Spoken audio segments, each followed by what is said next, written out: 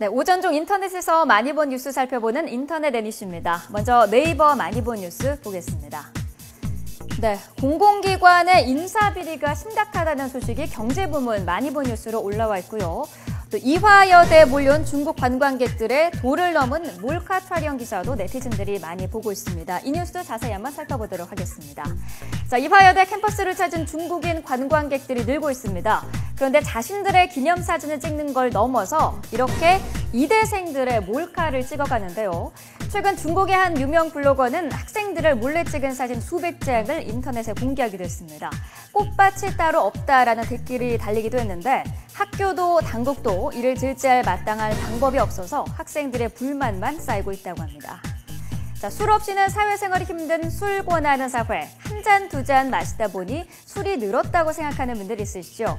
자, 그런데 그 가운데 내가 알코올 의존증이다라고 생각하는 분 있으십니까? 이런 경우 자기도 모르는 사이 알코올 의존증이 생긴 거라고 합니다.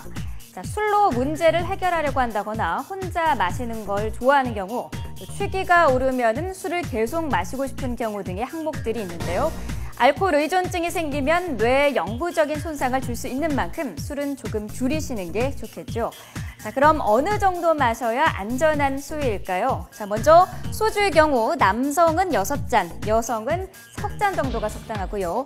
맥주는 남성은 넉 잔, 여자는 2잔 정도가 적당하다고 합니다. 물론 개인차가 있는 거니까요. 참고만 하시기 바랍니다. 자, 포털 다음에서는 댓글이 많은 뉴스를 살펴봤습니다. 세월호 특별법 제정이 이치에 어긋난다는 심재철 의원의 카톡 내용이 올라와 있고요. 또 난치병에 걸린 자식의 양육비를 깎으려던 아빠 사연도 있습니다. 이 뉴스 자세히 한번 알아보도록 하겠습니다. 자, A씨가 부인 B씨와 협의 이혼을 하면서 두 아이들이 성년이 되면 4년 동안 매달 한 사람에 150만 원의 양육비를 주기로 했었습니다.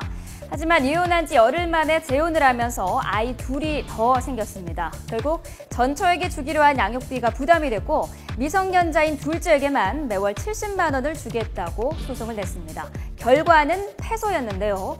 A씨의 연봉이 억대에 달하는 만큼 양육비가 부담이 된다고 보기 어렵고 또 이혼 후 열흘 만에 재혼한 점을 고려할 때 이미 경제적 부담이 증가할 것을 예상했을 거라는 게 법원의 판단이었습니다. 자, 서울 잠실에 이어서 여의도 국회의사당 앞에서도 싱크홀이 잇따라 발견되고 있습니다. 지난달과 이달에 발견된 싱크홀인데요.